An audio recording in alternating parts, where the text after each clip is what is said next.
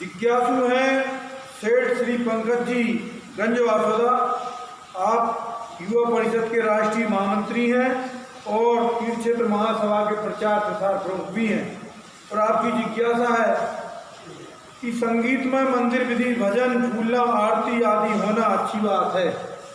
कई सारे फिल्मी गीतों की धुनों पर भजन आरती सुनते भी आ रहे हैं, वो भी ठीक है, परंतु सवाल यह है कि अश्लील बोलों वाले गीतों की धुनों, उत्तेजित गीतों की धुनों पर, भद्दा प्रदर्शन करने वाले नृत्यों की धुनों पर रचित भजनों, आरती और मंदिर विधि के बीच पढ़े जाने वाले छंदों पद्यों को गाना या फिल्मी स्टाइल में नृत्य करना कहाँ तक उचित है। मंदिर में समाज को अनुशासन की क्या लक्षण रेखा होना चाहिए, संदेश देने की कृपा करें। चैत्यालय धर्मायतन धर्म की आराधना साधना के केंद्र होते हैं। धर्म स्थानों में अनेक जीव एकाधिक समय में या अलग अलग समय में भक्ति आराधना ध्यान जप सामायिक आदि शुभ कार्यों में प्रवृत्त रहते हैं। धर्मायतनों की अपनी गरिमा है, उनकी अपनी मर्यादा है, लक्ष्मण रेखा निर्धारित है। इसे सभी को जानना भी चाहिए, समझना भी चाहिए और तदनुरूप पालन भी करना चाहिए। बिना मर्यादा के कोई भी कार्य सफल नहीं होता। हर क्षेत्र में मर्यादा बहुत आवश्यक है और पंकज जी ने जो जिज्ञासा रखी है बहुत विचारणीय है। भक्ति पूर्वक संगीत पूर्वक मंदिर विधि करने का उद्देश्य केवल इतना था कि जो युवा पीढ़ी धर्म से नहीं जुड़ पा रही है, मंदिर विधि आदि के कार्यों से उसका लगाव नहीं बन पा रहा है, इस कार्य को सफल करने के लिए भक्ति संगीत के साथ मंदिर विधि करने की ये सारी भावनाएं लोगों में जागृत हुई थी। और प्रारंभिक क्रम में इसमें काफ़ी मर्यादाएं बनी रहीं, लेकिन धीरे धीरे करके कुछ मर्यादा विहीन आचरण भी होता हुआ देखा जा रहा है। क्योंकि हम 24 तीर्थंकर भगवंतों का स्मरण करते हैं, विदेश क्षेत्र के 20 तीर्थंकर भगवंतों की आराधना करते हैं। पूरी मंदिर विधि में देव सच्चे देव गुरु धर्म शास्त्र की आराधना के गीत और पद्य भरे हुए हैं। उन्हें पढ़ने के लिए थोड़ा बहुत सहारा भक्ति का लिया जाता है और वहाँ तक तो उसकी शोभा है, किंतु जैसा आपने अपना मंतव्य रखा है कि इन चीज़ों में अश्लील गीत या भजनों की लयों का प्रयोग जो हो रहा है ये काफ़ी विचारणीय विषय है।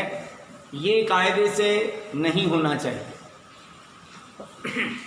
हमें मंदिर विधि की मर्यादा रखना बहुत आवश्यक है, क्योंकि जब इस प्रकार की कोई लय या इस प्रकार के कोई गीत की धुन, उसके साथ जब ये धार्मिक चौबीसी आदि का वांछन किया जाता है, तो मैंने अनुभव किया है कि लोगों के दिमाग में चौबीसी नहीं आती, उनके दिमाग में वो धुन वाला गाना आता है जिस लय पर वो गाया जा रहा है।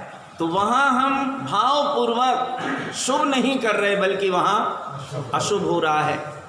इसलिए मंदिर विधि की मर्यादा रखना बहुत आवश्यक है।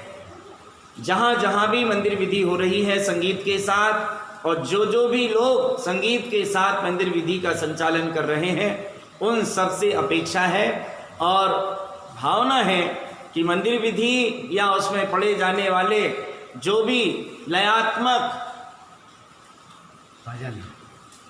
चौबीसी आदि है या पद्यात्मक मैटर है, उसे गरिमा के साथ गरिमामय लयों के साथ पढ़ने का स्वयं भी क्रम बनाएं और समाज को भी प्रेरणा दें, क्योंकि हम यहाँ धर्म और पुण्य कमाने आते हैं।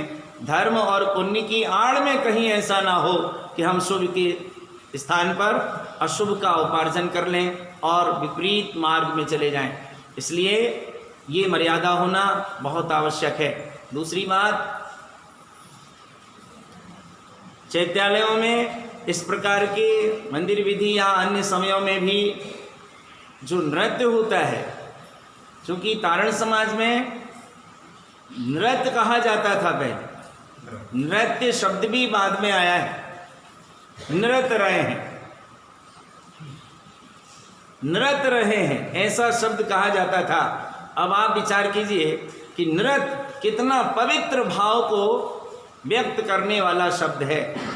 वो नृत्य की जगह नृत्य हो गया, तब तक भी ठीक था, लेकिन हम देखते हैं कि अब नृत्य की जगह डांस ले रहा है। डांस करना वेदी के सामने या चैत्यालयों में किसी भी रूप से उचित नहीं है।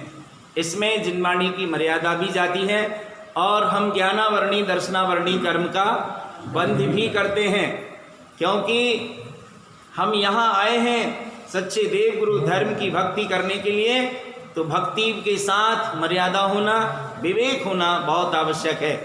पहले तो लोग चंवर लेते थे, घुटने के नीचे चंवर को नहीं जाने देते थे। एक चंवर कंधे पे रहता था, दूसरा चंवर हाथ पे से ऊपर के तरफ जाता था। चंवर करने की भी एक प्रक्रिया थी और भावपूर्ण होती थी। हमारे यहाँ झंझा भक्ति पूर्वक जो 5 भजन मैं आयरन फूलना के पढ़ने की परंपरा रही है धर्मोपदेश प्रारंभ करने के पहले, उसका भी वही आशय था कि हम पुराने भजन पढ़ रहे हैं झंझा भक्ति से। अहो जहाँ समो शरण जिन वर्जु की महिमा, मैं तो आयो आयो आयो हो अपने देव गुरु बंधवे। ये जो सब भक्ति भावना थी, ये एक संस्कृति थी। आज हम उससे खोते जा रहे हैं। आज हमसे संस्कृति दूर होती जा रही है और धर्म का स्थान आधुनिक संस्कृति ले रही है। इससे विकार तो आ रहे हैं, विकृत परिस्थितियां बन रही हैं। फिर भी अगर ये चीज समझ में आ रही है तो प्रबुद्ध लोगों को, विद्वानों को, साधकों को और समाज के उस विचारवान वर्ग को इस फिसलती हुई परंपरा से अपने आप को बचाने का प्रयास करना है।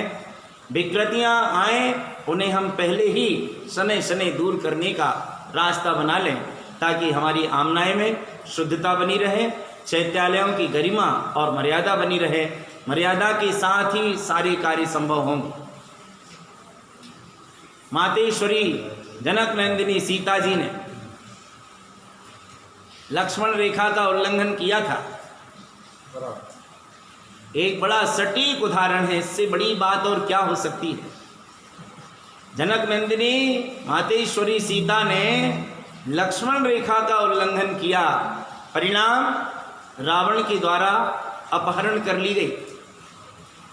तो जो व्यक्ति सामाजिक, धार्मिक, आमनाए परक जो हमारी लक्ष्मण रेखाएं खिंची हैं, इनके अंदर ही रहेंगे तो समाज का विकास, आमनाए की पवित्रता, धर्म की महिमा और गुरु भक्ति की प्रभावना और सारी चीज़ें होंगी।